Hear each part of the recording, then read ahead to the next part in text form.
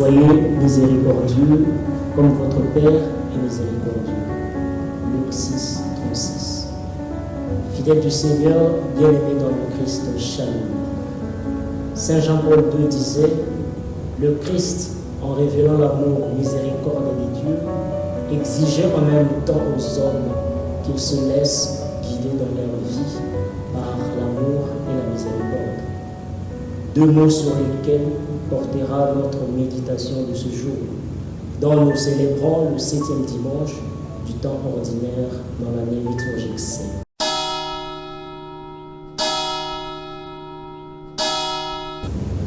Frères et sœurs, la miséricorde des dieux est plus que le pardon ou l'oubli des péchés. Néhémie 9, 17. Car elle implique la compassion pour le malheureux, la tendresse et le désir de réintroduire le malheureux dans l'intimité propre des dieux.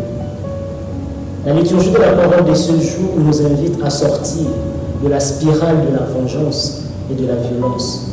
Et nous devons plutôt cultiver en nous les sentiments de l'amour et du pardon. Ce bien, c'est que nous raconte l'histoire de David et Saül dans la première lecture. Poursuivi par Saül pour être tué, David, à la place de se venger, il a pourtant choisi le pardon. Il pouvait bien se venger et tuer Saül, qui était plongé dans un profond sommeil. Mais il ne l'a pas fait, parce qu'il a su maîtriser son désir de vengeance. Sommes-nous à mesure d'imiter David et être de ceux qui savent ôter de leur cœur l'esprit de vengeance et cultiver l'esprit de pardon? Nous qui avons reçu l'esprit de Dieu, frères et sœurs, nous serons jugés et traités par Dieu comme nous avons jugé et traité les autres. Cette scène doit nous inviter à méditer sur notre capacité à pardonner. Dans l'Évangile, l'évangéliste de la miséricorde nous livre un enseignement radical de Jésus, l'amour des ennemis. Jésus nous propose un amour de niveau supérieur qui va au-delà de la limite du concept de prochain. C'est un amour englobant qui prend en compte même les ennemis.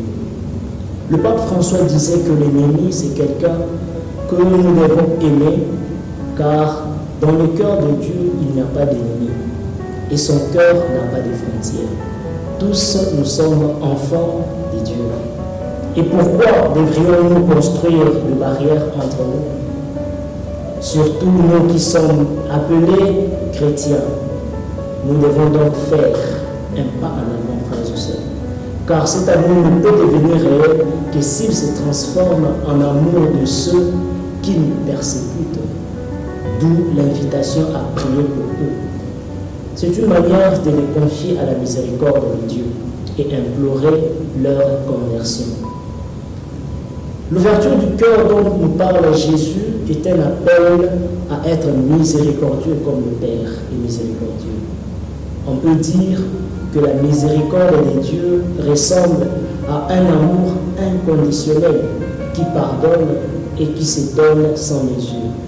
Mais hélas, parfois, il est difficile pour nous aujourd'hui de pardonner à ceux qui commettent des forfaits. On est très rigoureux envers ceux-là, ou bien peut-être que nous-mêmes, nous avons été le fruit d'une miséricorde. Jésus poursuit en disant, ne jugez pas, et vous ne serez pas jugés. Car la mesure dont vous vous servez pour les autres servira de mesure aussi pour vous. C'est une invitation pour nous à éradiquer de nos esprits cette tendance à toujours juger les autres et à les condamner. Nous sommes tous pécheurs, frères et sœurs, et nous avons besoin de la miséricorde divine. Personne ne peut se prévaloir être la bonne personne ou l'homme parfait. Sinon, Jésus n'aurait pas pris notre condition humaine et sauvé l'humanité déchue. Ce que nous devons adopter comme attitude, c'est méditer sur les grâces que nous recevons, c'est-à-dire appliquer dans notre vie ce que propose Paul aux Corinthiens dans la deuxième lecture, le passage de l'être physique à l'être spirituel, autrement dit la configuration au Christ. Tournons-nous donc vers le Christ, lui qui est le modèle par excellence de l'amour parfait, ainsi que de la miséricorde. Car c'est en lui que nous puisons les forces de dépasser nos instincts de vengeance et d'aimer nos ennemis. Il est lui-même l'exemple de l'amour parfait, puisqu'en aimant les siens, il a accepté le supplice du roi au soir de sa vie. Aimons-nous donc vivant et réellement, car au soir de notre vie, c'est sur base de l'amour que nous serons jugés, nous dit Saint Jean de la Croix. Que le Seigneur bénisse sa parole et qu'il nous bénisse. Amen.